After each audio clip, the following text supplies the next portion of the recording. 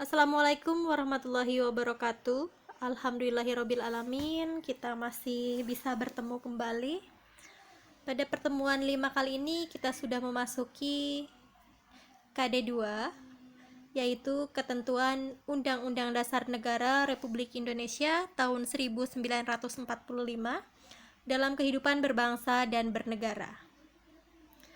Untuk topik pertama, kalian harus dapat yang pertama, menjelaskan pengertian wilayah negara dan deklarasi Juanda. Yang kedua, mendeskripsikan ruang lingkup wilayah negara Indonesia. Yang ketiga, menjelaskan batas-batas wilayah negara Republik Indonesia. Yang keempat, menganalisis kekuasaan negara atas kekayaan alam dalam wilayah Negara Kesatuan Republik Indonesia.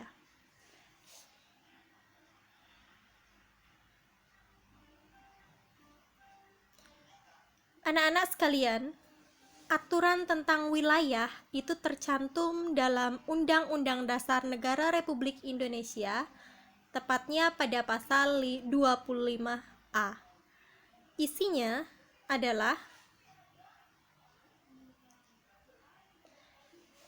Negara Kesatuan Republik Indonesia adalah sebuah negara kepulauan yang berciri Nusantara, dengan wilayah yang batas-batas dan hak-haknya ditetapkan dalam undang-undang.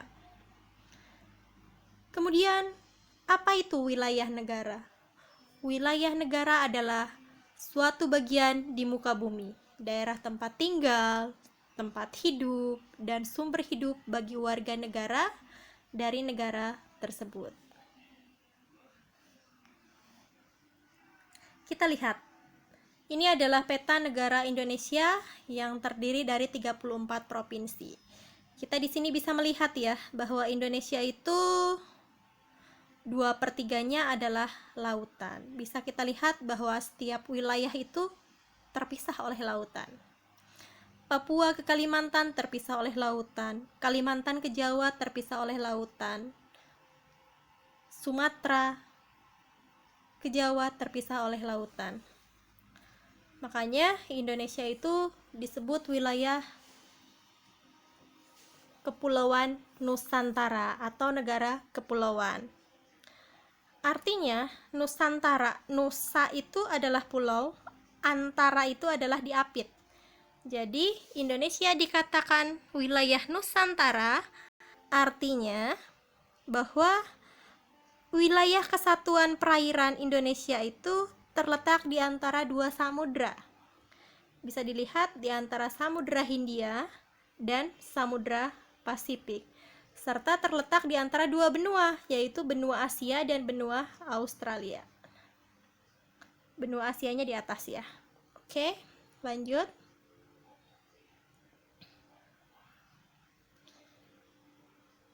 Kemudian, berkaitan dengan wilayah negara Indonesia, tanggal 13 Desember 1957, pemerintah Indonesia mengeluarkan Deklarasi Juanda. Inti dari Deklarasi Juanda ini adalah penegasan bahwa Indonesia adalah satu kesatuan wilayah Nusantara. Dan laut bukan lagi menjadi pemisah, tapi menjadi pemersatu bangsa Indonesia. Kita lihat bukti atau proses pengakuan Indonesia sebagai negara kepulauan. Bukti yang pertama adalah Deklarasi Juanda tanggal 13 Desember 57, di mana mengubah laut teritorial yang semula 3 mil laut menjadi 12 mil diukur dari garis yang menghubungkan titik terluar pulau-pulau Indonesia. Kemudian tahun 1982, ini adalah pengakuan dalam Konvensi Hukum Laut PBB, UNCLOS, yang ditandatangani di Montego Bay, Jamaika 1982. Kemudian bukti pengakuan yang ketiga adalah ratifikasi dari Perjanjian UNCLOS 82, yaitu dengan diterbitkannya Undang-Undang Nomor 17 Tahun 1985. Anak-anak sekalian, sebenarnya wilayah negara kesatuan Republik Indonesia itu terdiri dari apa saja? Wilayah negara Republik Indonesia terdiri dari wilayah daratan, wilayah perairan, dan wilayah udara. Kita lihat untuk batas wilayah darat. Di sini batas wilayah darat itu bisa kita lihat ada yang namanya batas alam. Itu bisa berupa sungai, danau, pegunungan, atau lembah. Ada juga yang berupa batas buatan, contohnya tembok, pagar kawat, parit, dan lain-lain. Atau yang ketiga, batas menurut perhitungan berupa garis lintang dan garis bujur peta bumi. Di sini batas wilayah Indonesia adalah 6 derajat lintang utara sampai 11 derajat lintang selatan dan 95 derajat bujur timur sampai 141 bujur timur. Kemudian kita lihat untuk batas wilayah laut.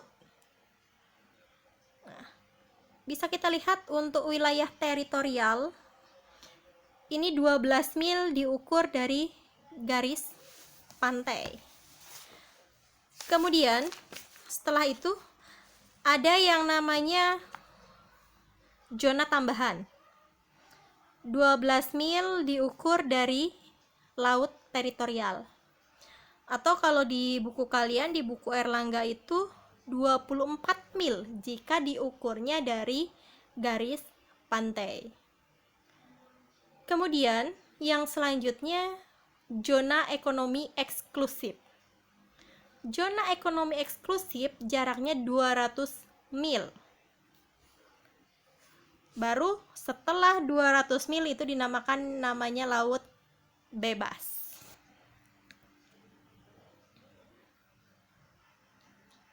Yang ketiga, wilayah udara. Di sini kita mengenal beberapa konsep wilayah udara. Yang pertama, kebebasan ruang udara tanpa batas. Maksudnya, menurut teori ini,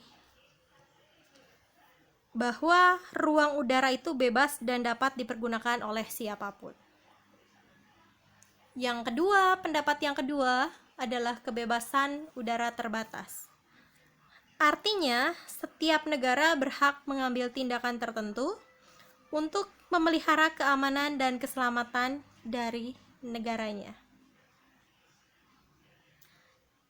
Di sini untuk batas wilayah udara itu banyak pendapat ya.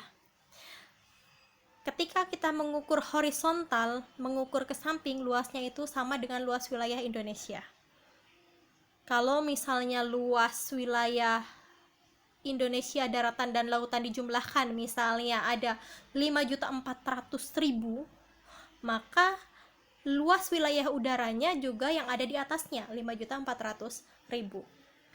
Sedangkan untuk luas wilayah udara ketika diukur secara vertikal ke atas itu kurang lebihnya ketika balon udara masih bisa diterbangkan. Kurang lebihnya sekitar 110 km.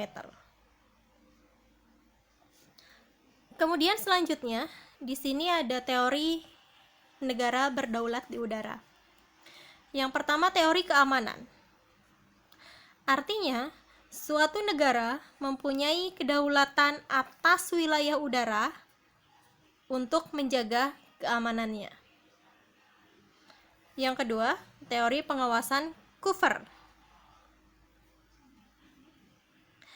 Di sini artinya bahwa kedaulatan negara ditentukan oleh kemampuan negara yang bersangkutan untuk mengatasi ruang udara yang berada di atas wilayahnya, baik secara fisik maupun ilmiah.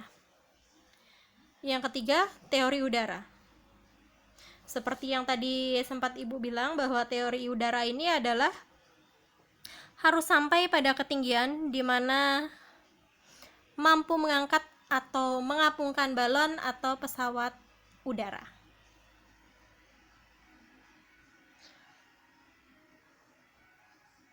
Kemudian sebenarnya untuk apa sih kita harus tahu tentang batas wilayah?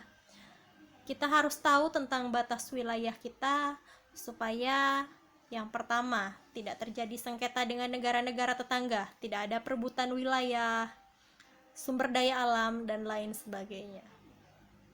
Kita lihat batas wilayah Republik Indonesia. Sebelah barat berbatasan dengan Samudra Hindia dan perairan India. Nah, sebelah barat ini berbatasan dengan Samudra Hindia dan perairan India, sebelah sini. Kemudian sebelah timur berbatasan dengan Samudra Pasifik, negara Palau dan Papua Nugini. Samudra Pasifik, Papua Nugini sebelah sini, kemudian ini Republik Palau, daerah sini. Kemudian sebelah utara berbatasan dengan Malaysia, Singapura, Thailand, dan Filipina. Sebelah utara Malaysia, Singapura, Filipina, dan Thailand. Dan sebelah selatan kita berbatasan dengan perairan Australia dan Timur Leste. Kita lihat perairan Australia,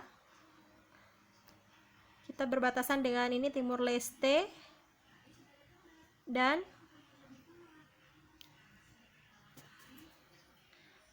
perairan Australia di sini.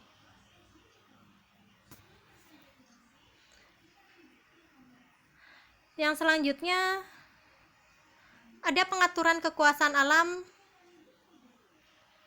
yang dikuasai oleh negara. Ini diatur dalam pasal 33 ayat 2 dan 3. Yang bunyinya ayat 2, cabang-cabang produksi yang penting bagi negara yang menguasai hidup orang banyak dikuasai oleh negara. Kemudian pasal 3, bumi dan air dan kekayaan alam yang terkandung di dalamnya dikuasai oleh negara dan dipergunakan untuk sebesar-besarnya kemakmuran rakyat. Jadi di sini untuk berapa cabang produksi yang penting yang menyangkut hidup orang banyak ini dimonopoli oleh negara dengan tujuan untuk kemakmuran rakyat. Contohnya adalah Pertamina. Itu saja yang dapat Ibu sampaikan. Terima kasih. Wassalamualaikum warahmatullahi wabarakatuh.